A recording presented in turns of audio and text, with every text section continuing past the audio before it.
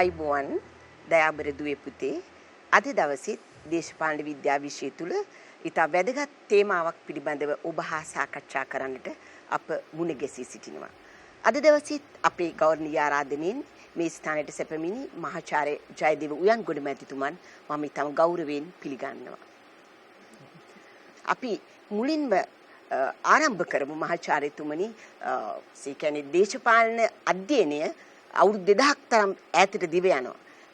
ඒ කාල සීමාව තුල න්‍යායාත්මක තේමා පමණක් නෙමෙයි වෙනස් වෙලා තියෙන්නේ. අධ්‍යයන ප්‍රවේශත් වෙනස් වීමට වර්ධනයට පරිවර්තනයට භාජනය වෙලා තියෙනවා. ඒ අනුව තමයි අපි අද ප්‍රධාන ප්‍රවේශ පිළිබඳව කතා කරන්නට බලාපොරොත්තු වෙන්නේ. මම මුලින්ම ඔබතුමාගෙන් විමසන්නට කැමති දාර්ශනික ප්‍රවේශය පිළිබඳව අපි සාකච්ඡා කර සිටිමු. දැන් ඔබ කිව්වා වගේ දේශපාලන විද්‍යා විෂයේ අධ්‍යයන ප්‍රවේශ දීර්ඝකාලීන ඉතිහාසයක් තුළ විකාශනය වුණු දෙයක්. අවුරුදු 2000ක් පමණ කාලයක් තිස්සේ. ඒ වගේම දේශපාලන විද්‍යාව විශාල පුළුල් විෂයපතයක වුණොත් අධ්‍යයන ප්‍රවේශ ගණනාවකිනුත් සමන්විත ශාස්ත්‍රීය ශික්ෂණයක් තමයි. එතකොට මෙම විෂයපතය නැත්තම් අධ්‍යයන ප්‍රවේශ විකාශනය වීමේ ක්‍රියාවලිය පටන් ගත්තේ ග්‍රීක යුගයේ සිට තමයි. එතකොට 20 වෙනි සියවස තුලදී සිදුණු දෙයක් තමයි එක පැත්තෙන් දේශපාලන විද්‍යාවේ විෂයපතයත් අනෙක් පැත්තෙන් අධ්‍යයන ප්‍රවේශත් තවත් පුළුල් වීම, තවත් වර්ධනය වීම. එතකොට අපි මේ නිර්දේශ පත්‍රයේ ප්‍රධාන වශයෙන්ම දේශපාලන විද්‍යා අධ්‍යයන ප්‍රවේශ 7කට අවධානය යොමු කරනවා. දාර්ශනික නැත්නම් ප්‍රතිමානීය ප්‍රවේශය, තුලනාත්මක ප්‍රවේශය, විද්‍යාත්මක ප්‍රවේශය, බහුවිෂයික ප්‍රවේශය, දේශපාලන අර්ථශාස්ත්‍රීය ප්‍රවේශය, සමාජ විද්‍යාත්මක ප්‍රවේශය සහ ස්ත්‍රීවාදී ප්‍රවේශය. එතකොට අප මේ පාඩමේදී උත්සාහ ගන්නවා මෙම ප්‍රවේශ 7 පිළිබඳව කෙටියෙන් අපේ ශිෂ්‍යයන්ට ප්‍රයෝජනවත් වන විදිහේ විස්තරයක් සහ විග්‍රහයක් ඉදිරිපත් කිරීමට. අපි පළවෙනිම උත්සාහ ගනිමු දාර්ශනික ප්‍රවේශය. දැන් දාර්ශනික ප්‍රවේශය කියන එක දේශපාලන අධ්‍යයනය සම්බන්ධයෙන් තිබෙන පැරණිතම ප්‍රවේශය. එය ආරම්භ වුණේ ග්‍රීක යුගයේ. නමුත් එය අද දක්වාමත් අඛණ්ඩව පවතින අධ්‍යයන ප්‍රවේශයක් තමයි. එතකොට දේශපාලන චින්තනයට සම්බන්ධ සුප්‍රකට දාර්ශනිකයන් ගණනාවක්ම මේ දාර්ශනික ප්‍රවේශය සමග සම්බන්ධ වෙලා තිබෙනවා. ඒ වර්ධනය කළා තියෙනවා එන්නේකුත් පැති. අපි නිදසුන් වශයෙන් කියනවා ප්‍රධාන පෙළේ දාර්ශනිකයෝ තමයි Plato, Aristotle, Cicero, Machiavelli, Hobbes, Locke, Rousseau, Hegel, Karl Marx, දැන් 20 වෙනි සියවසේ ගත්තොත් ජෝන් රෝල්ස්, ඊළඟට ඉන්දියාවේ මහත්මා ගාන්ධි අපි බොහෝ දෙනා නොසලකා හරින දාර්ශනික චින්තකයෙක් තමයි. ඔහුගේ බලපෑම ආභාසය ඉතා වැදගත් දකුණු ආසියාතික දේශපාලන අධ්‍යයන ප්‍රවේශ ගොඩනැගීමේදී. එතකොට දේශපාලන දර්ශනවාදීන්ට අපි සාමාන්‍යයෙන් දේශපාලන විද්‍යාඥයෝ කියලා කියන්නේ නැහැ. ඒ දේශපාලන විද්‍යාඥයා කියන එක 20 වෙනි සියවසේ වචනයක්. දැන් ඔවුන්ට අපි සාමාන්‍යයෙන් කියන දේශපාලන චින්තකයෝ කියලා. නමුත් ඔය දේශපාලන චින්තකයෝ සෑහෙන දුරකට මේ දේශපාලන විද්‍යාව හැම ක්ෂේත්‍රයකටම විශාල දායකත්වයක් කරපු අය තමයි. එතකොට දාර්ශනික ප්‍රවේශයේ දේශපාලන විද්‍යාවට තිබෙන දාර්ශනික ප්‍රවේශයේ මූලික ලක්ෂණ කිහිපයක් තිබෙනවා. අපි ඒ කිහිපය පළමුවෙන් හඳුනා ගනිමු. එතකොට දාර්ශනික ප්‍රවේශය කියන එක අපි පළමුවෙන්ම බලමු මොකක්ද මේ දාර්ශනික ප්‍රවේශය කියලා. පසුව අපි දේශපාලන දර්ශනවාදයට දාර්ශනික ප්‍රවේශ දෙක සම්බන්ධ කරමු. එතකොට දාර්ශනික ප්‍රවේශයේ දර්ශනවාදීන් ලෝකයේ අවබෝධ කර ගැනීමට භාවිතා කරන ප්‍රවේශයේ මූලික ලක්ෂණ කිහිපයක්. පළවෙනි ලක්ෂණය තමයි දර්ශනවාදීන් ලෝකයේ පිළිබඳ අති මූලික ප්‍රශ්න අහනවා. අනෙත් අය අහන්නේ නැති ප්‍රශ්න අහනවා. අති මූලික කියන්නේ ලෝකයේ පිළිබඳ විතාම මේ ගැඹුරටම යන, මූලයටම යන. ඉංග්‍රීසියෙන් කියන ෆන්ඩමෙන්ටල් ක්වෙස්චන්ස් කියලා අති මූලික. නිදසුන් ලෙස කියනවා නම් මේ ලෝකය කියන්නේ කුමක්ද? අපි ලෝකය කියලා කිව්වට අපි මේ ප්‍රශ්න කවදාවත් අහන්නේ නැහැ. දර්ශනවාදීන් අහනවා. ලෝකයේ ප්‍රාත්ම කියලා කියන එකේ අර්ථය කුමක්ද? එතකොට ලෝකයේ පිළිබඳව අපිට දැනගන්න පුළුවන්ද? ඥානනය කරන්න පුළුවන්ද? ඒ වගේම අපේ මනුෂ්‍යයන් හැටියට අපේ මනුෂ්‍ය ජීවිතයේ තියෙන අර්ථය මොකද්ද? මේක අර්ථයක් තිබෙනවද?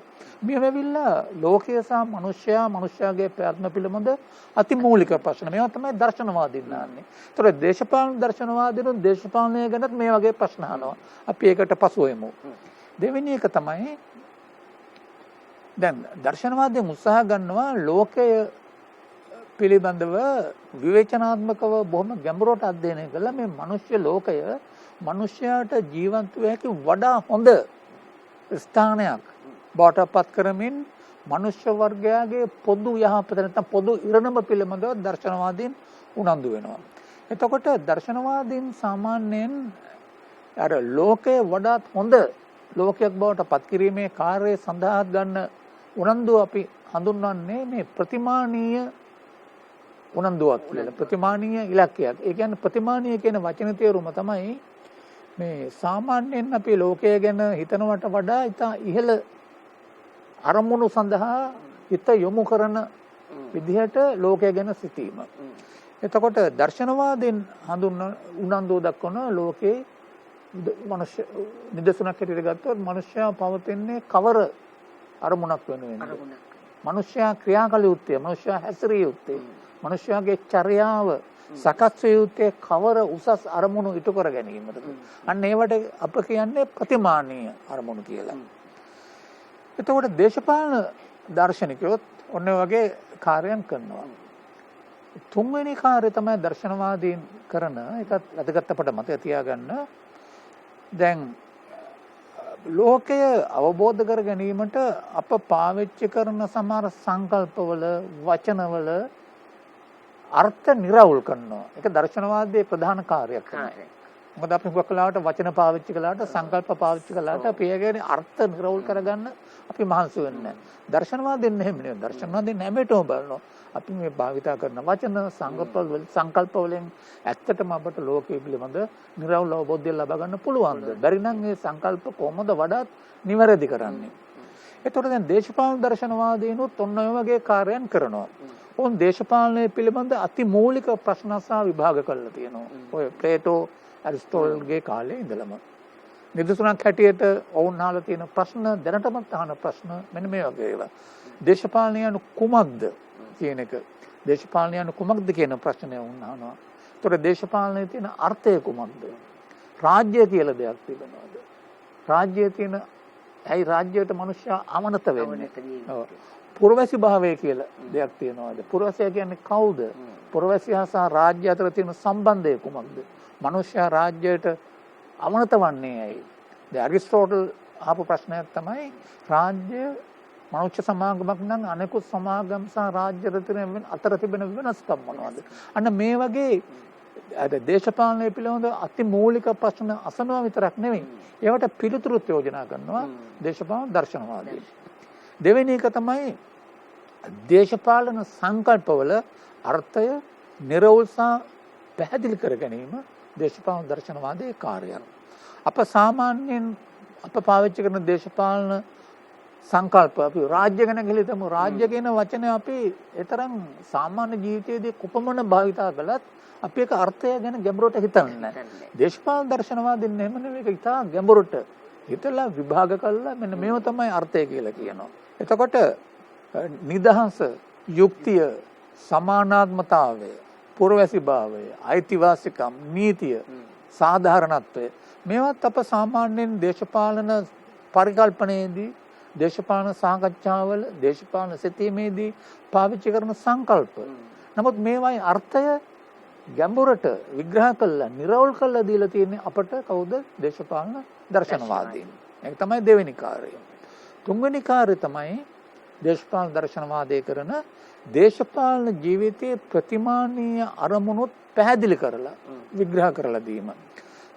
දැන් නිදසුනක් ගත්තොත් ඇරිස්ටෝටල් ඔහු යෝජනා කළා දේශපාලන ජීවිතයේ අරමුණ රාජ්‍යයක් තුල මිනිසුන් සංවිධානය වෙලා දේශපාලන ප්‍රජාවක් හැටියට සංවිධානය වෙලා ඉඳීමේ අරමුණ තමයි මුළු දේශපාලන ප්‍රජාවකගේම පොදු යහපත සාක්ෂාත් කර ගැනීම.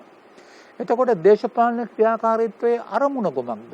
දැන් දර්ශනවාදීන් කියනවා දේශපාලන ක්‍රියාකාරීත්වයේ අරමුණ සමානාත්මතාව, අයිතිවාසිකම් නිදහස යනාදී දිනා ගැනීම පීඩනයෙන් සහ ආධිපත්‍යයෙන් මිදීම නැත්තම් පොදු සමාජ යහපත මෙන්න මේ ඇවිල්ලා ප්‍රතිමානීය අරමුණු.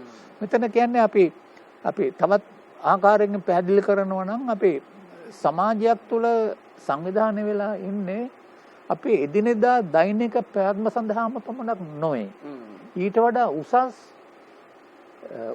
පරමාදර්ශමය අරමුණු ප්‍රතිමානීය අරමුණු කියන්නේ අන්න ඒවයි. ඒතර නිදහස, සමානාත්මතාවය, අයිතිවාසිකම්, සාධාරණත්වය, සමාජ විමුක්තිය මෙන්න මේව ඇවිල්ලා අර වගේ උසස් අරමුණු.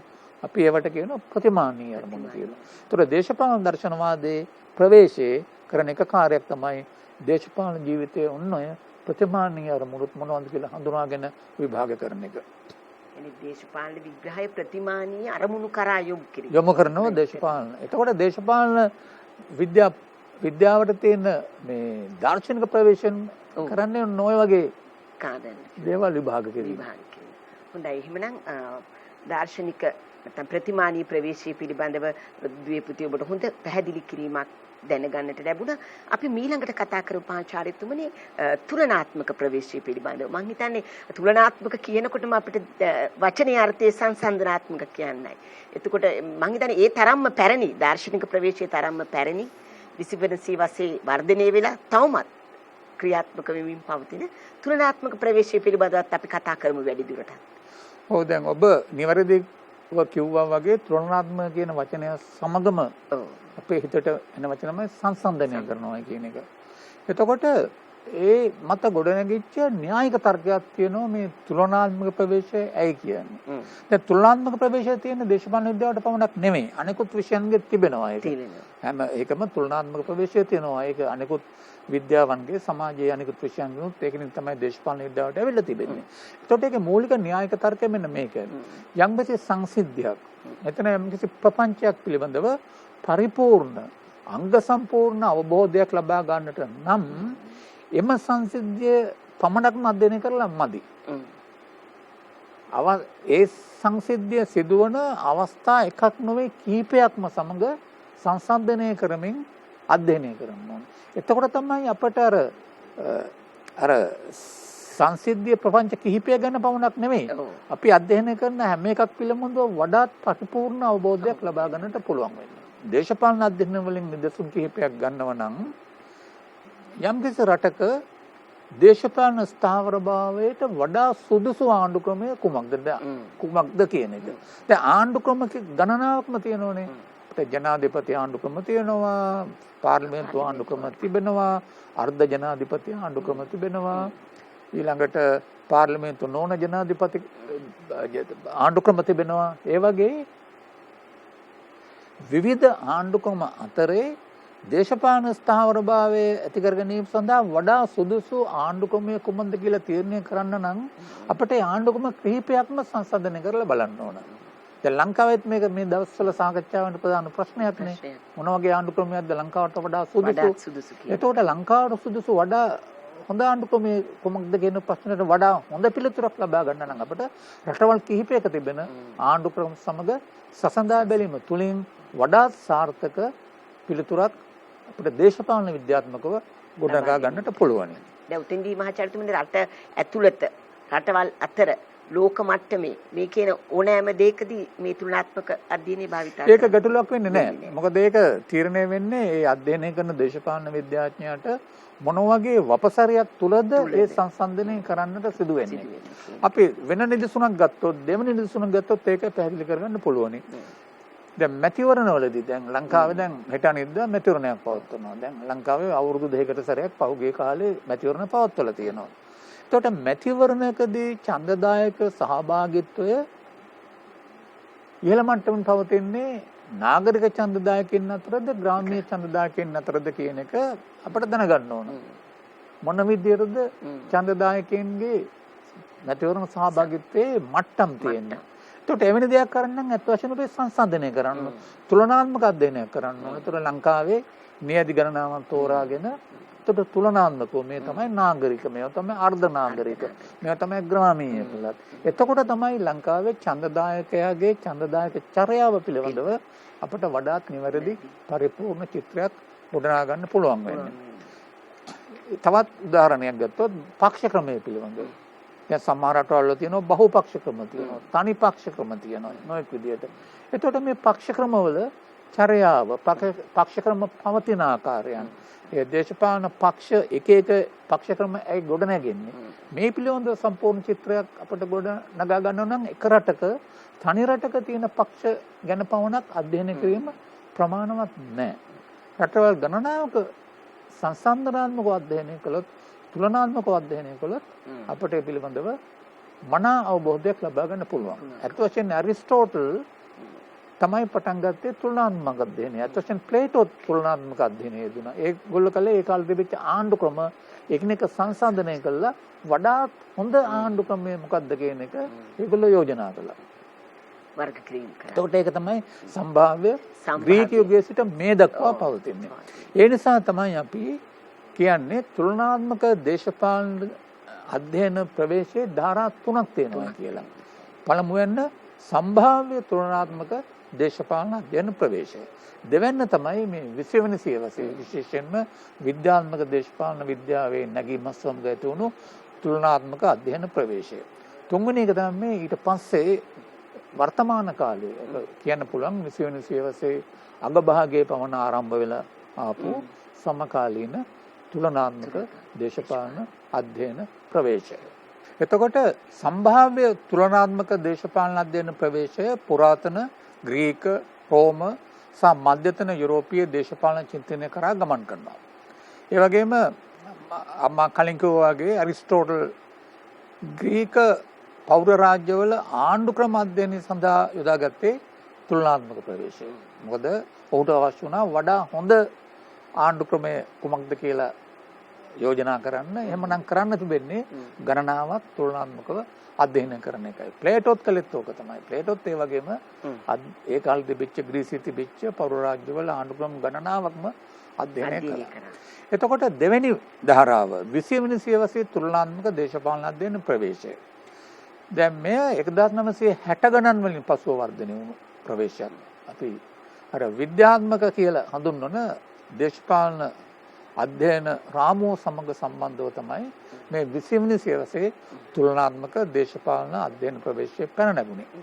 එතකොට තුලනාත්මක දේශපාලන අධ්‍යයනයේ 20 වෙනි සියවසේ ඔවුන්ගේ ඒ ඉදිරිපත් කරපු දේශපාලන විද්‍යාඥයෝ ඉදිරිපත් කරපු තර්කයක් තමයි තුලනාත්මක දේශපාලන අධ්‍යයනයේ තේමාව යුත්තේ අර ඉස්සර ග්‍රීක යුගයේ සම්භාව්‍ය යුගයේ සිට පැවතුණු ආකාරයේ ආණ්ඩුක්‍රම ව්‍යවස්ථා ගැන අධ්‍යයනය කිරීමවත් දේශපාලන ඉතිහාසය පිළිබඳව සංසන්දනය කිරීමක් නොවේ.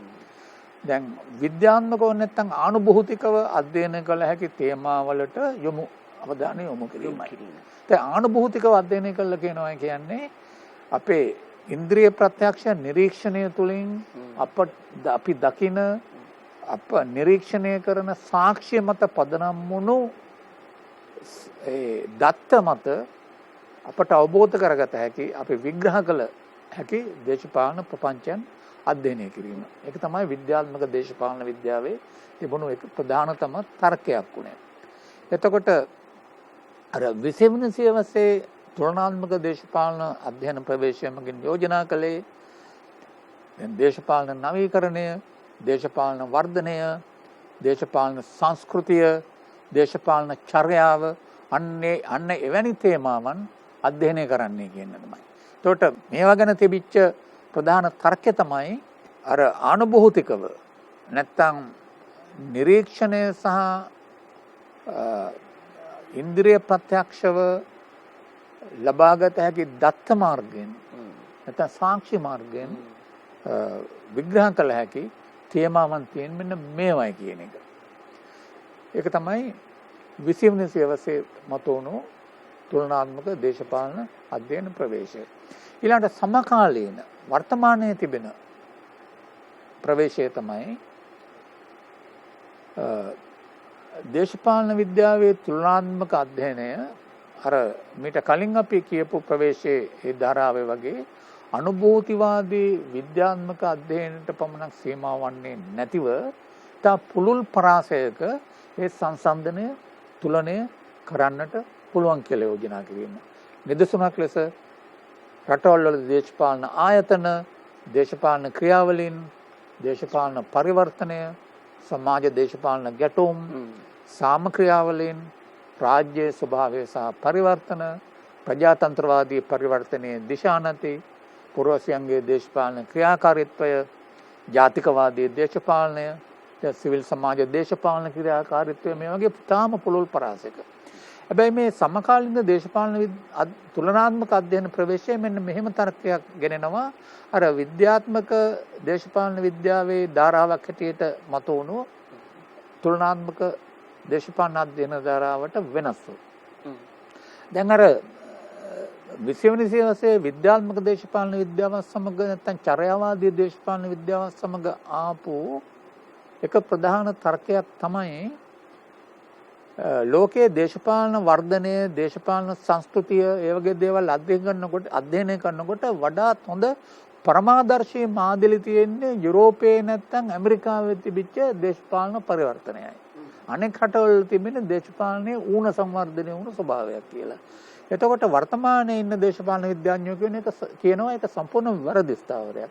එතකොට අපි තුලනාත්මක දේශපාලන අධ්‍යයනය කරනකොට අපි බටහිර නැත්නම් ඇමරිකාවේ යුරෝපයේ තිබෙන දේශපාලනයේ අපේ පරමාදර්ශී මාදිලින් හැටියට ගන්න එක වැරදි. අපි කරන්න ඕන දේශපාලන විද්‍යාවේ අධ්‍යයන තුලනාත්මක අධ්‍යයනයෙන් කරන්නට තිබෙන්නේ එක් එක් රටවල තිබෙන දේශපාලනයේ විශේෂතා හඳුනාගෙන ඒ විශේෂතා සංසන්දනය කිරීමයි. මේ පරමාදර්ශී ක්‍රමයක් තියෙනවයි නැද්ද කියලා කීම නොවේ කියන එක. එතකොට සමකාලීන තුලනාත්මක අධ්‍යයන ප්‍රවේශයේ න්‍යායික තර්කය මෙන්න මේ වගේ එකක්. ඒ තර්කයේ කොටස් දෙකකින් යුක්තයි. තුලනාත්මක දේශපාලන විග්‍රහය කළ යුත්තේ දේශපාලන සංවර්ධනය, ප්‍රජාතන්ත්‍රවාදය යනාදී පිළිබඳ පරමාදර්ශී මාදිලින් විසින් ලබා ගන්නා මිනුම් දඬු භාවිතා ක්‍රමයෙන් නොවේ. නැත්නම් යුරෝපයේ හෝ ඇමරිකාවේ දේශපාලන වර්ධනය සිදු වුණු ආකාරයේ ඓතිහාසික මිනුම් දඬු වර්ගන නෙමෙයි යුරෝපීය නොවන ලෝකයේ දේශපාලන වෙනස්කම් අපි තේරුම් ගත යුත්තේ. ඒක තමයි ඒගොල්ලන්ගේ ප්‍රධාන න්‍යායික තර්කය.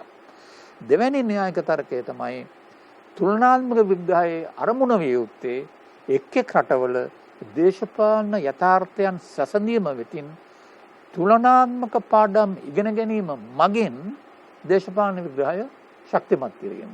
නැත්නම් එක දේශපාලන ක්‍රමයකට වඩා තවත් දේශපාලන ක්‍රමයක් දියුණුද නැද්ද කියලා කීම ඒ වගේ නිශ්චයන්ට බැසීම නොවේ කියන එක. ඔක තමයි සමකාලීන තුලනාත්මක අධ්‍යයන ප්‍රවේශයේ තිබෙන දේශපාලන විද්‍යා අධ්‍යයන ප්‍රවේශයේ තිබෙන න්‍යායික තර්කය. හොඳයි මම හිතන්නේ ද්වීපති ඔබට ඉතාම හොඳින් පැහැදිලි වන්නට ඇති තුලනාත්මක ප්‍රවේශය පිළිබඳව ඔබට උදාහරණ සපයමින් මේ පිළිබඳව පිළිතුරු ලියන්නට හොඳ විග්‍රහයක් අපි ගෙනාවා. ඊළඟට මම කැමති කතා කරන්න මහාචාර්යතුමනි දේශපාලන විද්‍යාවට ඒටම ආවේනික වූ න්‍යාය හා සුවිශේෂී වූ න්‍යාය හා සංකල්ප තිබෙනවා. ඒ නමුත් සමාජ විද්‍යාවේ සහ අනිකුත් සමාජීය විද්‍යාවන්ගේ න්‍යාය හා සංකල්ප තුලින් එය වඩාත් පොහොසත් වෙනවා. මේ අනුව යමින් බහුවිෂයක ප්‍රවේශය පිළිබඳවත් අපි සාකච්ඡා කරමු. ඒ බහුවිෂයක ප්‍රවේශය කියුවහම දැන් අපි ඉංග්‍රීසියෙන් කියනවා මල්ටි ඩිසිප්ලිනරි කියලා. ඒ ප්‍රවේශයට. ඒ කියන්නේ මේ දේශපාලන විද්‍යාව විසින් අධ්‍යයන කරනු ලබන ඒ විධික්‍රම නැත්නම් න්‍යාය දේශපාලන විද්‍යාවට අමතරව තවත් විෂය ක්ෂේත්‍ර රාශියකින් ලබා ගන්නා න්‍යාය විධික්‍රමත් යොදාගෙන තමයි වඩා සාර්ථකව සමාජයේ දේශපාලනය තේරුම් ගැනීමට පුළුවන් කියලා කියන තර්කය තමයි උතන තිබෙන්නේ. දේශපාලන විද්‍යාවෙන් බාහිර ශික්ෂණයන්ගේ න්‍යාය සංකල්ප සහ විධික්‍රම දේශපාලන විද්‍යා විග්‍රහයට යොදා ගැනීම තමයි මේකෙන් මූලික වශයෙන් අවධාරණය කරන්නේ. එතකොට දේශපාලන විද්‍යා විග්‍රහය අපි බැලුවොත් ඒ ඉතිහාසයේ පුරාම ඇත්ත වශයෙන්ම වෙනත් විෂයන් සමග සම්බන්ධ වෙලා තිබෙනවා. දැන් නිදසුනක් ගත්තොත් ග්‍රීක යුගයේදී දේශපාලන අධ්‍යයනය කියන එක දර්ශනවාදයක් ආචාර විද්‍යාවත් සමග සම්බන්ධයි. දැන් ප්ලේටෝ ඇරිස්ටෝටල් වැනි අපි දේශපාලන විද්‍යාවේ ආරම්භකයන් හැටියට සලකන දාර්ශනිකයන් නැත්ත වශයෙන්ම ඔවුන් අධ්‍යයනය කළේ දේශපාලන විද්‍යාව පමණක් නෙමෙයි. ඔවුන් දර්ශනවාදයේ ආචාර විද්‍යාව. ඒකට ඔවුන්ගේ කෘති කියවනකොට අපට පෙනෙනවා ඔවුන් දේශපාලනය කියන එක ඇත්ත වශයෙන්ම දැකලා තියෙන්නේ දර්ශනවාදයේ පර්යාලෝකයේ තුලින්. ආචාර විද්‍යාවේ පර්යාලෝකයේ තුලින්. ඒ ඇස් වලින් තමයි බලලා තියෙන්නේ. එතකොට පේනවා මේ කාලින්දලම ආරම්භක යුගයේ සිටම දේශපාලනය කියන ඒ සංසිද්ධීන්, දේශපාලන තේමාවන් දෙස බලා තිබෙන්නේ අර තවත් ඒක පිටස්තර ප්‍රධාන ඒ කාලේ තිබෙච්ච විෂයන් දෙකක් ආශ්‍රය උටගෙන ඒ විෂයන් දෙකේ පර්යාලෝකය නැත්නම් ජනේලය තුලින් තමයි. දැන් රෝම යුගයේදී බැලුවොත් රෝම යුගයේදී අපට පෙනෙනවා නීති විද්‍යාව, දේවධර්ම ශාස්ත්‍රය, තියොලොජි කියන්නේ දේවධර්ම ශාස්ත්‍රය සහ ඉතිහාසය. ඒ විෂයන් සම්බන්ධයි. ඒකට දේශපාලනය ගැන සිතපු ලියපු චින්තකයෝ මේවත් ගෙනාවා දේශපාලනය වඩා හොඳින් තේරුම් ගැනීමට. දැන් 19 වෙනි සියවසේ ගත්තොත් අර්ථ ශාස්ත්‍රය, ඉතිහාසය, නීති විද්‍යාව මේ වගේ විෂයන් ගෙනාවා. දැන් 20 වෙනි සියවසෙන් එකත් වඩාත් පුළුල් වෙලා තිබෙනවා. සමාජ විද්‍යාව, මානව විද්‍යාව, ආර්ථික විද්‍යාව, කලාව, සාහිත්‍ය, සංඛ්‍යා විද්‍යාව ඔය වගේ විෂයන් අතිවිශාල ප්‍රමාණයක් දැන් දේශපාලන විද්‍යාව විග්‍රහය සමග සම්බන්ධ කර ගැනීමට දේශපාලන විද්‍යාඥයන් සූදානම් දැන්. ඒ නිසා තමයි අපි කියන්නේ මේක බහුවිෂයික කියලා. තනි විෂයක් නොවේ කියලා සාම්ප්‍රදායිකව තිබුණු අර්ථයෙන් නෙමෙයි දැන්. දැන් දේශපාලන විද්‍යාවේ පසුගිය කාලේ වර්ධනයන් වෙලා තිබෙන බොහෝ වෙලාවට අපි සාම්ප්‍රදායිකව දේශපාලන විද්‍යාව කියපු සීමාවෙන් එළියට ගිහිල්ලා වෙනත් විෂයන් සමග සම්බන්ධ වෙලා තමයි අද දේශපාලන විද්‍යාව විෂයපතයත් පුළුල්ලා තිබෙන්නේ. එතකොට අපි බලමු බහුවිෂයික ප්‍රවේශය. දේශපාලන විද්‍යාවේ බහුවිෂයික ප්‍රවේශය සාධාරණය කරන න්‍යායික තර්ක මොනවද කියන එක. ඒකත් අපට වැදගත් තේරුම් ගන්න එක. ඒ තර්කය මෙන්න මෙහෙමයි යන්නේ. දැන් දේශපාලන විද්‍යාව දැන් නිශ්චිත ශාස්ත්‍රීය විෂයක් ලෙස වර්ධනය වෙලා තිබුණත් එයට නිශ්චිත වෙනම විෂයක් හැටියට ශාස්ත්‍රීය අනන්‍යතාවයක් තිබුණත් දේශපාලනය කියන එක ඇත්ත වශයෙන්ම බැලුවහම සමාජයේ විවිධ පැතිකඩ සමග බැඳී තිබෙන සංසිද්ධියක්. එතකොට අපට දේශපාලනය ගැන පූර්ණ අවබෝධයක් ඇති කරගන්න නම් දේශපාලනය සමග සම්බන්ධ වෙන ආර්ථික, සමාජීය, මනෝවිද්‍යාත්මක, භූගෝලීය, සංස්කෘතික, ආගමික ඒ ආදී පදනම් සහ විවිධ සාධකත් අධ්‍යයනය කිරීම අත්‍යවශ්‍ය වෙනවා. එතකොට ඒ සමගම මේ න්‍යායික සාධාරණීකරණයෙන් කියනවා දේශපාලන විද්‍යාවට ඒටම සුවිශේෂී න්‍යාය සහ සංකල්ප තිබුණත් අනෙකුත් ශාස්ත්‍රීය විෂයන්ගේ න්‍යාය සංකල්ප ප්‍රවේශ සමග සම්බන්ධ වීමෙන් දේශපාලන විද්‍යා විග්‍රහය වඩාත් පොහොසත් වෙනවා කියන එක. මම මෙහෙම වුත් මහාචාර්යතුමනි බහුවිෂයක ප්‍රවේශය දේශපාලන විද්‍යා අධ්‍යයනයට අවශ්‍ය වුණේ ඇයි කියලා? දැන් අපි කලින් කිව්වා වගේ දේශපාලනය සමාජයක පවතින්නේ එම සමාජයේ පවත්න ආර්ථික, සමාජ, සංස්කෘතික, ආගමික, මනෝවිද්‍යාත්මක, තාක්ෂණික ආදී විවිධ පැතිකඩ වලින් හුදකලාව නෙමෙයි. ඒවත් සමග අන්තර් සම්බන්ධතා පවත්වමින් තමයි. අන්න ඒ නිසා තමයි බහුවිෂයක ප්‍රවේශකත් අවශ්‍ය වෙන්නේ. අපි නිදසුනක් අරගෙන බලමු. දැන් ප්‍රජාතන්ත්‍රවාදය. ප්‍රජාතන්ත්‍රවාදය කියන එක සම්පූර්ණ සම්භාව්‍ය ග්‍රීක යුගයේ සිට දේශපාලන විද්‍යාව වෙන තේමාවක්. නමුත් ලංකාවේ ප්‍රජාතන්ත්‍රවාදය ක්‍රියාත්මක වන්නේ කෙසේද කියන එක හරියට අවබෝධ කරගන්න නම් අපට සිද්ධ වෙනවා නිදසුනක් ලෙස කුල සාධකය සහ ප්‍රජාතන්ත්‍රවාදය අතරින් සම්බන්ධය. ඉන්දියාවේ, නේපාලයේ තත් එහෙමයි. දකුණු ආසියාවේ ප්‍රජාතන්ත්‍රවාදය පිළිබඳ ගැටලු තේරුම් ගන්න නම් ප්‍රජාතන්ත්‍රවාදයේ අර්ථය තේරුම් ගන්න නම් අපිට ප්‍රජාතන්ත්‍රවාදය සහ කුල සාධකය අතර සම්බන්ධය තේරුම් ගන්න ඕනේ. එතකොට අපට අවශ්‍ය වෙනවා සමාජ විද්‍යාව, සෝසියොලොජි නැත්නම් ඇන්ත්‍රොපොලොජි, මානව විද්‍යාව කියන විෂයත් අවශ්‍ය වෙනවා. දේශපාලන විද්‍යාව සමග සම්බන්ධ කරන්න. අපි තමු ආගම සහ දේශපාලනය කියන එක දැන් ලංකාවේ දකුණු ආසියාවෙත් ලංකාවෙත් ප්‍රධානම දේශපාලන විද්‍යාත්මක තේමාවක් තමයි මේ ආගම සහ දේශපාලනය ලංකාවේ මේ සමකාලීන ලංකාවේ. එතකොට අපට සාම්ප්‍රදායික දේශපාලන විද්‍යාව විතරක් මදි මෙතෙන්ට. එතකොට ආගම් පිළිබඳව ඉගෙන ගන්න ඕන. ආගම් වල දර්ශන, ආගම් පිළිබඳව ආගම් ධර්ම ඉගෙන ගන්න ඕන. ආගම් වල තියෙන ආචාර විද්‍යාව. එතකොට දේශපාලන විද්‍යාව විග්‍රහය පෝසත් වෙනවා. එතකොට අර ආගම් පිළිබඳව කරන අධ්‍යයන ප්‍රවේශ සමග ගෙනාවට පස්සේ ඊළඟට බලමු මේ මනෝවිද්‍යාව වැදගත් වෙන්නේ කියලා. දැන් දේශපාලන විද්‍යාවේ තිබෙන ප්‍රධානතම දැන් චර්යාවාදී දේශපාලනය ගත්තොත් දේශපාලන විද්‍යාව ගත්තොත් පුරවැසියාගේ දේශපාලන චර්යාව පුරවැසියා කොහොමද දේශපාලන වශයෙන් හැසිරෙන්නේ. එතකොට සමාජ චර්යාව පුද්ගලයන්ගේ එක්තරා විදිහට මනෝවිද්‍යාත්මක සාධක විසින් මෙහෙවනු ලබන තීරණය කරනු ලබන දෙයක් තමයි. එතකොට අපට මනෝවිද්‍යාව පිළිබඳව මනෝවිද්‍යාවේ න්‍යාය, මනෝවිද්‍යාවේ විග්‍රහ, මනෝවිද්‍යාවේ විධික්‍රම අවශ්‍ය වෙනවා දේශපාලන විද්‍යාව සඳහා. අපි ඒ වගේ දැන් සංඛ්‍යා විද්‍යාත්මක විග්‍රහ දැන් නූතන දේශපාලන විද්‍යාවේ විශාල ලෙස සංඛ්‍යාන විද්‍යාව පාවිච්චි කරනවා. සාම්ප්‍රදායික දේශපාලන විද්‍යාවක තිබුණේ නැහැ. ඒකට හේතුව මොකද? දැන් අපි සමකාලීන නිදසුනක් ගත්තොත් ලංකාවේ ඡන්දදායක චර්යාව. ඒක ගැන නිසි ලෙස අවබෝධ කරගන්න අපිට ඒව සංඛ්‍යා විද්‍යාත්මකව පුළුවන්කම තිබෙන්න ඕන විශ්ලේෂණය කරන්න. ඒව තුළින් සෑහෙන ප්‍රයෝජනවත් දේශපාලන විද්‍යාත්මක නිරීක්ෂණ සහ නිගමන වලට අපට එළඹෙන්නට පුළුවන්. එතකොට දේශපාලනය කියන ප්‍රපංචයේ තියෙන බහුවිධ ස්වરૂපය නිසාම තමයි අපට දේශපාලන විද්‍යාවේ අධ්‍යයනයටත් අද බහුවිෂයික ප්‍රවේශය ඉතාම ප්‍රයෝජනවත් වෙලා තිබෙන්නේ. දැන් මං හිමනම් දුවේ පුතේ ඔබට දැන් පැහැදිලි වෙන්නේ නැති මේ බහුවිෂයික ප්‍රවේශය තුල විවිධ විෂයන්ගේ අන්තර්ගතයන් දේශපාලන අධ්‍යයනයේ මේ මාතෘකා අධ්‍යයනයේ සඳහා දේශපාලනයේ තියෙන වැදගත් වන්නේ කෙසේද කියලා. මේ උදාහරණ ඔබ හොඳින් මතක තබා ගනිමින් මේවා මේ ආශ්‍රිතව පිළිතුරු ලිවීමට නිරතුරුවම මහන්සි ගන්නට ඕනේ. හොඳයි. අපි මෙතික් වේලා කතා කරේ සම්භාව්‍ය දේශපාලන අධ්‍යයන ප්‍රවේශයන් පිළිබඳව. අපි දැන් වෙනත් අතකට යොමු වෙනවා මහාචාර්යතුමනි. මම හිතන්නේ සමකාලීන දේශපාලන විද්‍යා අධ්‍යයන ප්‍රවේශයන් පිළිබඳව කතා කරනකොට විද්‍යාත්මක ප්‍රවේශය පිළිබඳව අපි අවධානය යොමු කරමු. දැන් 20 වෙනි සියවසේ දේශපාලන විද්‍යා අධ්‍යයන ප්‍රවේශවලට අලුතෙන් එකතු වුණු වැදගත්ම ප්‍රවේශයක් තමයි මේ විද්‍යාත්මක ප්‍රවේශය කියලා.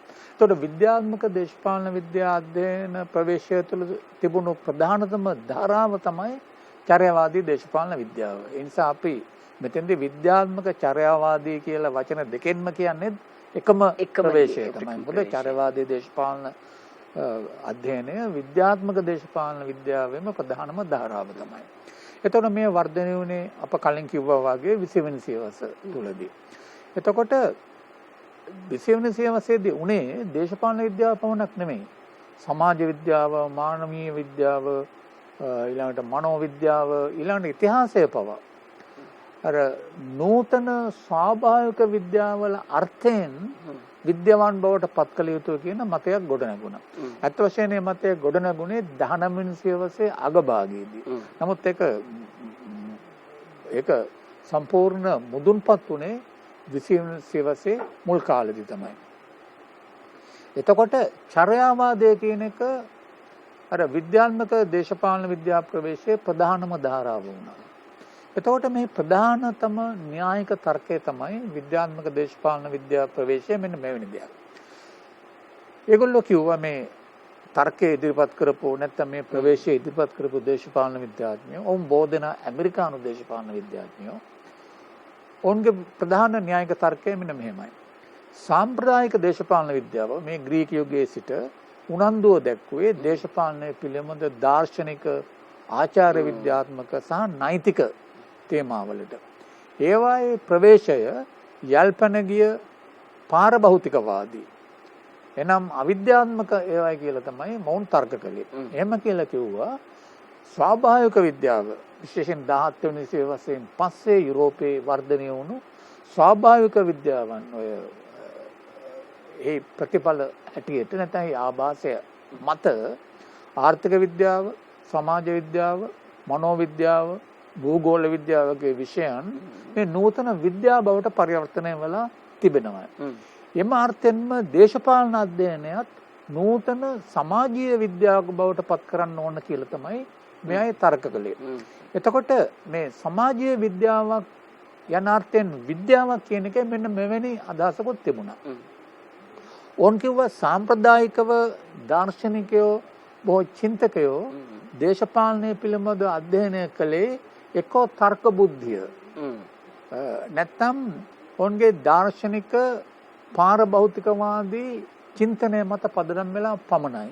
ඔවුන් කවදාවත් දේශපාලනය පිළිබඳව මේ ඔවුන්ගේ ඉන්ද්‍රිය ප්‍රත්‍යක්ෂ නිරීක්ෂණ මත පදනම් වෙලා කරපු පර්යේෂණ නැත්නම් අත්හදා බැලීම් මතින් ලබාගත්තු ඥානය මත නොවේ එම දේශපාලන විග්‍රහය පදනම් වුණේ. ඒක නිසා තමයි ඔවුන් කිව්වේ සාම්ප්‍රදායික දේශපාලන විද්‍යා විග්‍රහයේ තිබුණේ පාරභෞතිකවාදී ප්‍රවේශයක් කියලා. එතකොට අර පාරභෞතිකවාදී ප්‍රවේශයට විකල්පව සහ විරුද්ධව ඉදිරිපත් කරපු ප්‍රවේශය තමයි අනුභූතිකවාදී ප්‍රවේශය කියන එක. ඒතර නූතන ස්වාභාවික විද්‍යාවන්ගේ තිබෙන්නේ අනුභූතිවාදී ප්‍රවේශයක්. අනුභූති කියන වචනේ තේරුම අර්ථය තමයි අත්දැකීම කියන එක. අත්දැකීම කියන්නේ අත් වශයෙන් නිරීක්ෂණය. දැන් විද්‍යාඥයෙක් රසායනාගාරික කරන්න අත්දැක බැලීම් වලින් කරන්නේ මොකක්ද?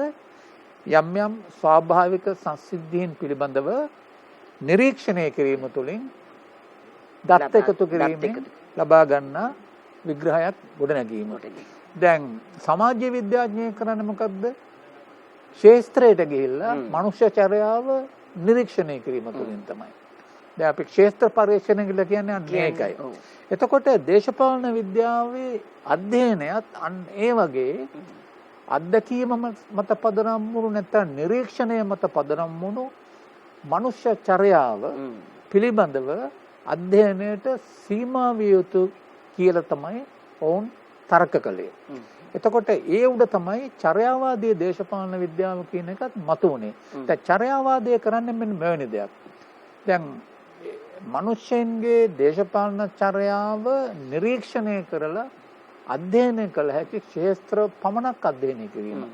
අපි නිදසුනක් ගත්තොත් දැන් මිනිස්සුන්ගේ ඡන්ද දායක චර්යාව. ඒක නිරීක්ෂණයෙන් අධ්‍යයනය කරන්න පුළුවන් දෙයක්. ඒ වගේම දේශපාලන පක්ෂවල ක්‍රියාකාරීත්වය නිරීක්ෂණයෙන් අධ්‍යයනය කරන්න පුළුවන්. අන්න ඒ වගේ. එතකොට චර්යාව කියන දේ ඒ වගේ නිරීක්ෂණය තුළින් ආනුභාවිකව අධ්‍යයනය කරන්න පුළුවන්. එතකොට විද්‍යාත්මක චර්යාවාදී දේශපාලන විද්‍යා ප්‍රවේශයේ ප්‍රධාන න්‍යායික මූලධර්ම ගොඩනැගිලා තිබෙන්නේ ඔන්න ඔය උපකල්පන මත තමයි. අපි නැවතේ තර්කයේ පැහැදිලි කරනවා නම් දේශපාලන අධ්‍යයනයේ අරමුණ විය යුත්තේ ආනුභවික පර්යේෂණ. ඒ කියන්නේ නිරීක්ෂණය තුළින් මතුවන දත්ත ලබා ගන්නා ආනුභවික පර්යේෂණය වෙතින් ලබා ගන්නා සාක්ෂි සහ දත්ත මත ගොඩනගන දැනුම නිර්මාණය කිරීම. එතකොට මේ ආනුභවිකව ලබා ගන්නා දැනුම වනාහි දාර්ශනිකයන් තම අවලෝකනය තුලින් නැත්නම් හුදු තර්ක බුද්ධිය වෙතින් සාම්ප්‍රදායිකව ගොඩනැගූ දේශපාලන දැනුමට වඩා විශ්වාසය තැබිය හැකි දැනුම් විශේෂයක් කියලා තමයි මේ විද්‍යාත්මක දේශපාලන විද්‍යාව යෝජනා කරපු දේශපාලන විද්‍යාඥයෝ ඉදිරිපත් කරපු ප්‍රධානම තර්කය වුණේ. එතකොට ඔවුන් තවදුරටත් කිව්වා සමාජය හා දේශපාලනය පිළිබඳව අප ගොඩනගන දැනුම අපට අවශ්‍ය අපේ පුද්ගලික නැත්නම් අපේ ආත්මීය විශ්වාස නිගමන අගතීන් යන මේවායින් සම්පූර්ණයෙන්ම නිදහස් වෙච්ච ඉන්ද්‍රිය ප්‍රත්‍යක්ෂව නිරීක්ෂණය කිරීම තුළින් පමණක් ලබා ගන්නා දත්ත විශ්ලේෂණය කිරීම මත ගොඩනගන දැනුම. එතකොට එය අපේ මේ පුද්ගලික විශ්වාසයන් නිසා කිලිටි උණු දැනුමක් නෙවෙයි නොකිලිටි විද්‍යාත්මක දැනුමක් කියලා. අර ස්වාභාවික විද්‍යාවන් ස්වාභාවික ලෝකයේ පිළිබඳව ලබා ගන්නා දැනුම වගේ දේශපාලන විද්‍යාඥයන්ුත් මේ විද්‍යාත්මක විධික්‍රමය තුළින් දේශපාලන ලෝකයේ පිළිබඳව අර වගේ නොකිලිටි දැනුම ගොඩනැගිය යුතු වෙති කියන එක තමයි ඔවුන්ගේ තර්කය උනේ. හොඳයි මම හිතන්නේ චර්යාවාදී නැත්නම් විද්‍යාත්මක ප්‍රවේශය පිළිබඳව දුවේ පුතේ ඔබට පුළුල් දැනුමක් ලැබුණා කියලා අපි විශ්වාස කරනවා. මම හිතන්නේ මේ පිළිබඳව මහාචාර්යතුමනි දරුවන් අපේ නිරන්තරව ඇසුවා. ඒ අයට මේක පැහැදිලි කරගන්නට අවශ්‍යතාවය තිබුණා. හොඳයි අපි දැන් තවදුරටත් එහාට යනවා. අපි ඊළඟට කතා කරන්නට බලාපොරොත්තු වෙනවා දේශපාලන අර්ථශාස්ත්‍රීය ප්‍රවේශය පිළිබඳව.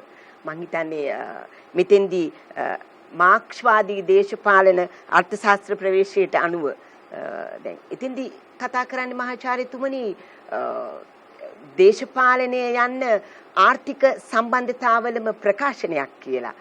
ඒ පිළිබඳව අපි තවදුරටත් පැහැදිලි කරගමුද?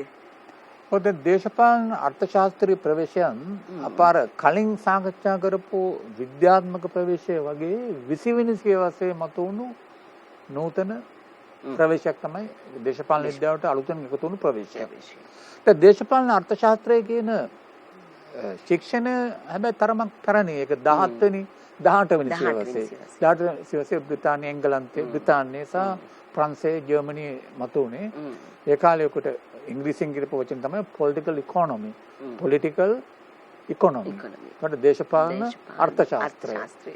එතකොට ඒ කාලේ මේ දේශපාලන අර්ථශාස්ත්‍රයේ 18 වෙනි සියවසේ යුරෝපයේ බිහිවුනේ. එතකොට මේ ඔබ කිව්වන්න කලින් මාක්ස්වාදයේ නූතනකට සම්බන්ධයි කියලා. මාක්ස්වාදයට පෙර එය පස්සේ කාලේ තමයි මාක්ස්වාදයේ දේශපාලන න්‍යාය ප්‍රධාන මේ ධාරාවක් බවට වුණේ දේශපාලන අර්ථශාස්ත්‍රය. අපි කතා කරන්නේ එතන නේද? ඇඩම් Smith, David Ricardo, Alfred marshal වගේ සම්භාව්‍ය ලිබරල් ආර්ථික විද්‍යාඥයෝ මේ ඒ කාලේ මුල්ම කාලේ දේශපාලන අර්ථශාස්ත්‍රයේ හිටපු අය. මාක්ස් කලේ මොකද 1850 ගණන් වලින් පස්සේ උපදාන වශයෙන් ඒ කාර්යය කළේ අර දේශපාලන අර්ථශාස්ත්‍රය ලිබරල් වාදයෙන් වෙන් කළා. ඕ ඉදිරිපත් කරපු අර ඓතිහාසික භෞතිකවාදය කියන සංකල්පීය රාමුව තුලට ගෙනාවා. ඊට පස්සේදී දේශපාලන අර්ථශාස්ත්‍රයේ ප්‍රධාන වශයෙන්ම මාක්ස්වාදී න්‍යායික ප්‍රවේශයේ අංගයක් බවට තමයි වර්ධනය වුනේ. ඒතර දේශපාලන විද්‍යාවටත් සමාජ විද්‍යාවටත් කියන්නේ සොසියොලොජි කියන මේ විෂයන් දෙකේ තිබෙන ප්‍රධානතම ධාරාවක් බවට පත් වුණා දේශපාලන අර්ථශාස්ත්‍රයේ මාක්ස්වාදී අර්ථයෙන් විශේෂයෙන් 20 වෙනි සියවසේ අවසාන කාලෙදී. ඒ අර්ථයෙන් තමයි අපි අර ඔබ පැහැදිලි කළා වගේ දේශපාලන අර්ථශාස්ත්‍රයේ ප්‍රවේශය කියන එක අද මූලික වශයෙන් තේරුම් ගන්නේ මාක්ස්වාදී න්‍යායට සම්බන්ධ ප්‍රවේශයක් කියන එක. ඒතකොට ඒක ප්‍රධාන මූලධර්ම වෙන මේවයි. පළමුවෙන් දේශපාලනය සමාජයක ආර්ථික පදනම මත ඒ වගේම සමාජ මතවාදී සමස්ත ක්‍රියාවලියක කොටසක් ලෙස තේරුම් ගැනීම සහ විග්‍රහ කිරීම. එතකොට දේශපාලනය කියන එක සාම්ප්‍රදායිකව සැලකුවේ ඒක දේශපාලනයේ වෙනම තලයක් සමාජයේ තිබෙන. එතකොට දේශපාලන අර්ථශාස්ත්‍රය කියලා ප්‍රවේශයෙන් කියනවා ඒක ඒ විදිහටම තේරුම් ගන්න බෑ. මොකද දේශපාලනයේට තියෙනවා ආර්ථික පදනම් තිබෙනවා. සමාජීය පන්ති පදනම් තිබෙනවා. අන්න ඒවත් එක්ක සම්බන්ධ කරලා තමයි දේශපාලනය කියන දේ නිසි ලෙස තේරුම් ගැනීමට පුළුවන් වෙන්නේ. ඒ වගේම ඒ ප්‍රවේශයෙන් කියනවා දේශපාලනය කියන දේ සමාජයේ ආර්ථික සම්බන්ධතා සහ පන්ති ව්‍යුහය තුල මුල් බැසගෙන තිබෙනවා කියලා. මේක මාක්ස්වාදයෙන් එන ප්‍රධානම තර්කයක් ඒක. එබැවින් දේශපාලනයේ තීරණය වන්නේ ආර්ථික සහ සමාජ සාධක තුලින්. තනි හුදු පටු දේශපාලන සාධක මතම නොවේ. එතකොට දේශපාලන අධ්‍යයනයේදී දේශපාලනයේ ආර්ථික සහ සමාජීය මූලයන්ද අවබෝධ කරගත යුතු බව මේ දේශපාලන අර්ථශාස්ත්‍රීය ප්‍රවේශයෙන් අවධාරණය කරනවා. එතකොට දේශපාලන අධ්‍යයනයේ ප්‍රධානම තේමාවන් වන්නේ බලය, ආධිපත්‍යය, පන්ති විභේදනය, පන්ති ගැටුම්, රාජ්‍යය, ආධිපත්‍ය විරෝධී සමාජ ප්‍රතිචාර යන මේවා කියලා මේ අලුත් තේමාවන් ගණනාවක් මේ දේශපාලන අර්ථශාස්ත්‍රීය ප්‍රවේශය විසින් දේශපාලන න්‍යායයටත් දේශපාලන විග්‍රහයටත් හඳුන්වා දීලා තිබෙනවා. ඒ වගේම දේශපාලන විග්‍රහයේ අරමුණ විය යුත්තේ මොකක්ද? එතකොට දේශපාලන අර්ථශාස්ත්‍රීය ප්‍රවේශය කියනවා දේශපාලන අධ්‍යයනය සමාජ, දේශපාලන, ආර්ථික, මතවාදී යනාදී ක්ෂේත්‍රවල පවතින ආධිපත්‍යධාරී බලව්‍යුහයන් රැඩිකල් ලෙස විවේචනයට පාත්‍ර කිරීමටත් ඉලක්ක කරගන්න ඕනේ කියලා. එතකොට දේශපාලන විග්‍රහය කරන්නේ හුදෙත් විග්‍රහ කිරීමට පවණක් නෙවෙයි මේවා ਵਿਚාරයට ලක් කිරීමට කියලා ඒ දේශපාලන අර්ථශාස්ත්‍ර ප්‍රවේශය තදින්ම අවධාරණය කරනවා. අපි මීළඟට කතා කරමු මහාචාර්යතුමනි සමාජ විද්‍යාත්මක ප්‍රවේශය පිළිබඳව. මම හිතන්නේ දේශපාලන විද්‍යා අධ්‍යයනය සහ විග්‍රහය තුළ සමාජ විද්‍යාවේ න්‍යාය හා සංකල්ප බෙහෙවින් අදාළ වෙනවා කියලා ඵල ලබා තියෙනවා කියලා අපි ඉගෙනගෙන තියෙනවා. මේ පිළිබඳව අපි වැඩිදුරටත් සාකච්ඡා කරමු. ඇත්ත වශයෙන්ම අපි දේශපාලන විද්‍යාවේ සමාජ විද්‍යාවේ ඉතිහාසයත් විකාශනයත් බලනකොට 18 වෙනි 19 වෙනි සියවස්වල විශේෂයෙන් 19 වෙනි සියවසේදී 19 වෙනි සියවසේ අවසාන කාලේ වෙනකල්ම දේශපාලන විද්‍යාවයි සමාජ විද්‍යාවයි එකට සම්බන්ධ වෙලා තිබුණේ. ඉතින් එකට සම්බන්ධ වෙලා තිබෙලා පසුවේ 20 වෙනි සියවසේදී තමයි මේ දෙක එකට වෙන් වෙලා තියෙන්නේ. එතකොට දේශපාලන විද්‍යාවත් සමාජ විද්‍යාවත් සෝසියොලොජි කියලා වචනෙන් හඳුන්වන සමාජ විද්‍යාවත් අතර ඉතා කිට්ටු සම්බන්ධයක් ඇති වෙන්නට ප්‍රධානම හේතුව ඒකයි. එතකොට 19 වෙනි සියවස දක්වා යුරෝපයේ සහ ඇමරිකාවේ සමාජ විද්‍යාව හා දේශපාලන විද්‍යාව පැවතියේ එකිනෙකට සම්බන්ධ විෂයන් හැටියට. එකිනෙකට වෙනස් විෂයන් හැටියට නෙමෙයි. එතකොට දේශපාලන සමාජ විද්‍යාව කියන විෂය අද උනත් විශ්වවිද්‍යාවල උගන්වනවා දේශපාලන සමාජ විද්‍යාව කියලා.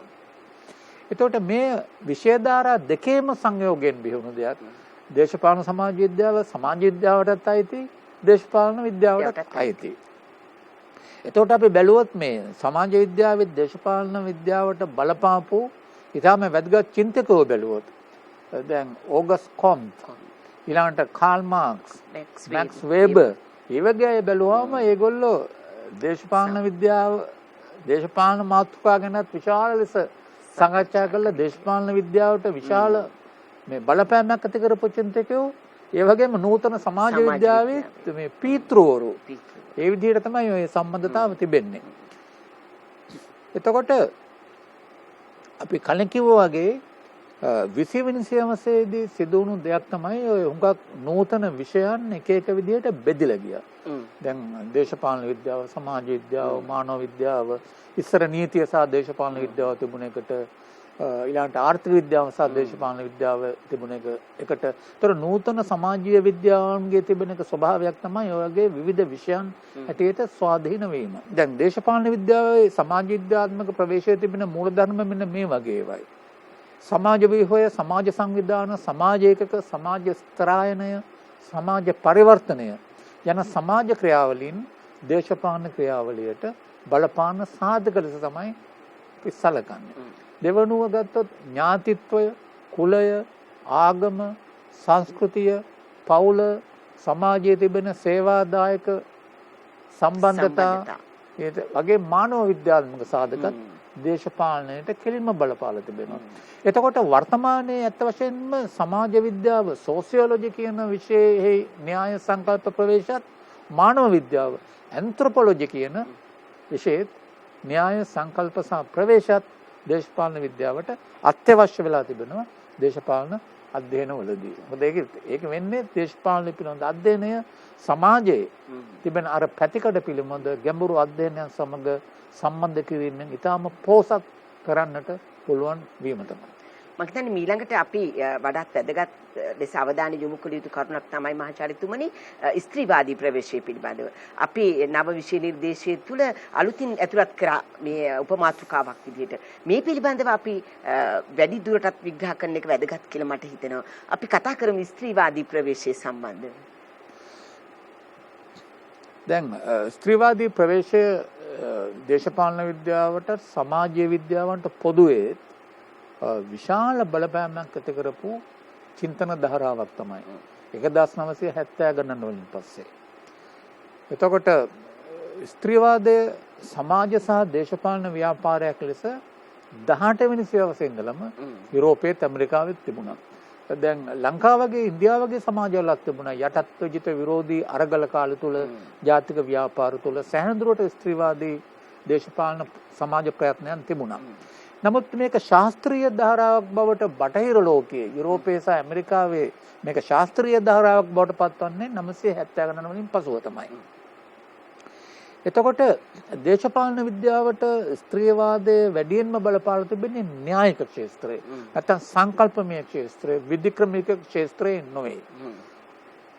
එතකොට ස්ත්‍රීවාදයේ බලපෑම නිසා දේශපාලන විද්‍යාව සාම්ප්‍රදායිකව දේශපාලනය කියන සංකල්පයෙන් තේරුම්ගත් අර්ථය ඉතා තියුණු ලෙස ප්‍රශ්න කිරීමකට භාජනය කළා පමණක් නොවේ, එය සම්පූර්ණයෙන්ම අලුතෙන් සංකල්පගත කිරීමකටත් පාත්‍ර කරනු ලැබුවා.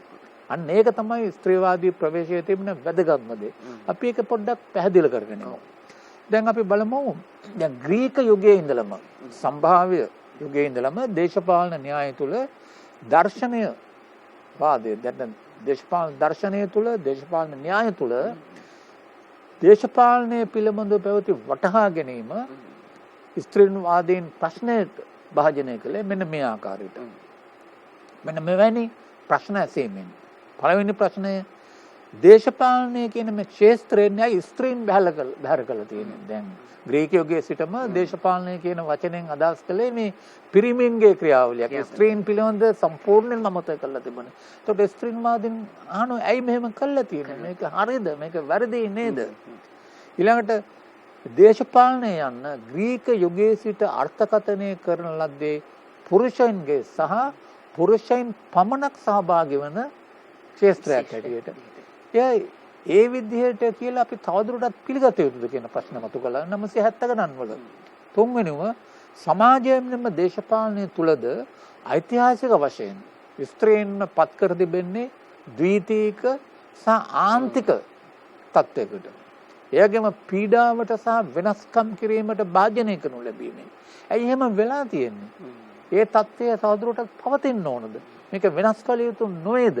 මන්න මේ වගේ මේ දේශපාලන චින්තනය තුළ ඊට පෙර අවුරුදු 2000 තුළ කවුරුවක් මත නොකළ ආකාරයේ ප්‍රශ්න මතු කළා ස්ත්‍රීවාදයේ විසින්. ඒක නිසා තමයි අපි කියන්නේ ස්ත්‍රීවාදයේ මැදිහත් වීම නිසා ඒ දේශපාලනය කියන සංකල්පය සම්පූර්ණයෙන්ම අලුතෙන් හිතන්නට දේශපාලන විද්‍යාඥයින්ට බල කෙරුණා කියලා. එතකොට ඒගොල්ලෝ අහන මෙවැනි ප්‍රශ්නත් ස්ත්‍රීන් පීඩාවට ආන්තිකකරණයට පත් කරන භාජනය කරන සමාජ දේශපාලන මතවාදී මේ ව්‍යුහයන් නැත් වශයෙන් මොනවද? එතකොට සමාජ හා මානව විමුක්තිය පිළිබඳ එතෙක් පැවතුණු ප්‍රධානතම චින්තන ධාරාවන් දෙක වන ලිබරල් වාදයේත් සමාජවාදයේත් ඉදිරිපත් කරපු පර්යාවලෝක ඇත්ත වශයෙන් ප්‍රමාණවත් වුණාද? ඒගොල්ලෝ කියන්නේ ප්‍රමාණවත් නැහැ. එතකොට උන් කලේ මොකද දේශපාලනය යන්න සම්පූර්ණයෙන්ම අලුත් විදිහට න්‍යායගත කළා. දැන් මෙහෙමයි ඒගොල්ලෝ කලේ. අපි සාම්ප්‍රදායිකව ගත්තොත් දේශපාලනය කියන එක විග්‍රහ කළේ අර්ථකථනය කළේ තේරුම් ගත්තේ එක රාජ්‍යයට සහ ආණ්ඩුකරණයට කියන ක්‍රියාවලියට පමණක් සම්බන්ධ කරලා. කොහොම ඉහළ ලෙවල් එකකින්. දෙවනුව පුරුෂයන් පමණක් සහභාගී වෙන ක්‍රියාවලියක් හැටියට. දැන් ග්‍රීක යුගයේ ඇරිස්ටෝටල් කතා කරපු පුරවැසියෝ ඇවිල්ලා සම්පූර්ණ පිරිමි.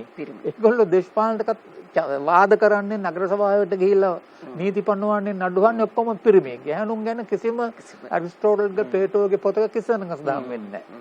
ගැහණුන් ගැන සඳහන් වෙන්නේ ඕන්ට මේ අර වහලුන්ට වගේ ඡන්ද බලවත් නැති පිරිසක් හැටියට පමණයි. ඊළඟට තුන්වෙනි එක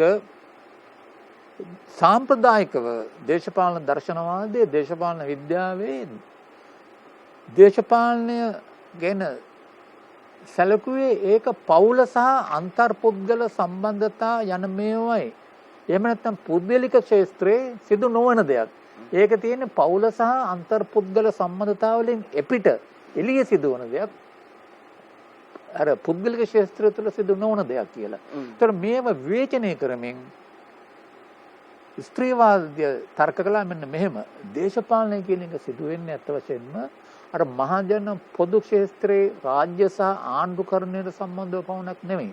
ඒක පුද්ගලික ක්ෂේත්‍රය තුල, පවුල තුල, අන්තර්පුද්ගල සම්බන්ධතා තුල, අමුසමියන් අතර, ස්ත්‍රී සහ පුරුෂයන් අතර බල සම්බන්ධතාවයක් හැටියට පවතිනවා කියලා. ඔවුන් කිව්වා දේශපාලනයේ තිබෙන අති මූලික නියාමය තමයි මේ බලය කියන එක. එක පිරිසක් කොහොමද තව පිරිසක් මත බලය සහ ආධිපත්‍යය පවත්වන්නේ. ඒ අර්ථයෙන් බලනකොට දේශපාලනය කියන එක පොදු පරිමණ්ඩලයේ රාජ්‍ය ආණ්ඩුකරණයේ ඒ ක්ෂේත්‍රවල තියෙනවා වගේම පවුල තුළ පුද්ගලික ක්ෂේත්‍ර තුළ විශේෂයෙන්ම ස්ත්‍රී පුරුෂ කියන මේ ලිංගික ප්‍රජාවන් දෙගොල්ල අතර තියෙන සම්බන්ධතාවල පවතිනවායි පීඩනය සූරාකෑම ආධිපත්‍යය අන්න ඒ වගේ ගතිකත්වයනුත් සමග. එතකොට මේ පදනම මත දේශපාලන විග්‍රහයට සම්පූර්ණ අලුත් සංකල්ප විතරක් නෙවෙයි. කියන්නේ වාක් කෝෂයකුත් හඳුන්වා දුන්නා ස්ත්‍රීවාදී දේශපාලන විද්‍යාඥයින් විසින්. අපි නිදසුන් කිහිපයක් ගත්තොත් ස්ත්‍රී පුරුෂ සමාජ භාවය මේ ජෙන්ඩර් කියන මේ වචනය සම්පූර්ණයෙන්ම සමාජීය විද්‍යාවට අලුත් වචනයක් ඒක. ඉස්සර ජෙන්ඩර් කියන වචන අපි පාවිච්චි කළේ මේ ස්ත්‍රී පුරුෂ ලිංග භේදය කියන එක ව්‍යාකරණය හඳුන්වන්න විතරයි. එතකොට මේගොල්ලෝ කිව්වා නෑ ඒ විතරක් නෙමෙයි ඒක ජෙන්ඩර් කියලා කියන්නේ සමාජයේ ස්ත්‍රීන් සහ පුරුෂයන් තමන්ගේ ජීව විද්‍යාත්මක බෙදීම මත පමණක් නෙවෙයි සමාජය විසින් සමාජයේ ආකල්ප බලවේගයන් විසින් ඇති කරනු ලබන අසමාන සම්බන්ධතාවයක් තමයි මේ ජෙන්ඩර් කියන එකෙන් කියන්නේ. පීතෘ මූලිකත්වය. ඒ සංකල්පයට සම්පූර්ණ අර්ථයක් දීලා තියෙනවා. ඉස්සර අපි පීතෘ මූලිකත්වය කියන එකෙන් සැලකුවේ පියා කේන්ද්‍ර කොටගත්තු පෞල් ක්‍රමය, දේපල උරුමය. එතකොට ස්ත්‍රීවාදීන් කියනවා පීතෘ මූලිකත්වය කියන්නේ පමණක් නෙවෙයි පුරුෂ කේන්ද්‍රීයව. ස්ත්‍රීන් සහ පුරුෂයන් අතර අසමාන බල සම්බන්ධතා නිර්මාණය කරන පුරුෂ කේන්ද්‍රීයත්වය. පුරුෂාධිපත්‍යය ස්ත්‍රී පීඩනය ස්ත්‍රී විමුක්තිය ස්ත්‍රී රෝෂණය සෙක්සිසම් කියන එක දැන් අපි ලංකාවේ බොහෝ දෙනා හිතන්නේ මේ ස්ත්‍රීන්ට ප්‍රසිද්ධියේ දැන් මැතිවරණ කාලෙදී ගොඩක් සිදු වෙනවනේ ස්ත්‍රී අපේක්ෂිකාවන් ගැන පුරුෂ අපේක්ෂකයන් කියන දේවල් බොහෝ දේවල් ස්ත්‍රී රෝෂණය මත පදනම් වෙලා ඉංග්‍රීසියෙන් කියනවා සෙක්සිසම් කියලා. දැන් ඒ වගේ වචන අලුත් සංකල්ප හඳුන්වා දීලා තිබෙනවා. එතකොට දේශපාලන විද්‍යාවේ කේන්ද්‍රීය සංකල්ප කිහිපයකටම ස්ත්‍රීවාදීන් අලුත් අර්ථ ස්ත්‍රීවාදයේ විසින් ලබා දීලා තිබෙනවා. දැන් සමාජ පන්තිය කියන එක ඉස්සර සමාජ විද්‍යාව තුළ මාක්ස්වාදයේ පවා අර්ථ විග්‍රහ කළේ ආර්ථික සම්බන්ධතා මත පදනම් වෙලා. ආර්ථික වශයෙන් තිබෙන අසමානතා මත පදනම් වෙලා ආර්ථික බලය පැතිරිය යන හැටියට. එතකොට ස්ත්‍රීවාදයේ කියන පන්තිය සමාජ පන්තිය කියන එකට ඒ විතරක් මදි. ස්ත්‍රී පුරුෂ වශයෙන් නැතිවන අසමානතා මතත් පන්තිය කියන එක තීරණය වෙනවා කියන එක. එතකොට අද තවදුරටත් මේ පන්තිය කියන එක සමාජයේ තේරුම් ගන්නේ සමාජ විද්‍යාවන්ගේ තේරුම් ගන්නේ සාම්ප්‍රදායිකව ආර්ථික අර්ථයෙන් පමණක් නොවේ. මා කලින් කිව්වා වගේ පීතෘ මූලිකත්වය කියන සංකල්පය සම්පූර්ණයෙන් අර්ථය වෙනස් කරලා තිබෙනවා. ස්ත්‍රීවාදීන් විසින් මේක සමාජ විද්‍යාවේ මූලික සංකල්පයක් මේක. අපි ඒ වගේ නිදසුන් ගණනාවක් ගන්න පුළුවන් අපිට. කියන්නේ න්‍යායික භාෂාව සමාජ විද්‍යාවෙන් වෙනස් කරලා තියෙනවා. දැන් දේශපාලන විද්‍යාවට සුවිශේෂ සංකල්ප. දැන් පීඩනය කියන එක, ඔප්‍රෙෂන් කියන එක සාම්ප්‍රදායික සැලකුවේ පන්ති පීඩනය, ජාතික පීඩනය, ආර්ථික පීඩනය, කුල පීඩනය වගේ අර්ථවලින්.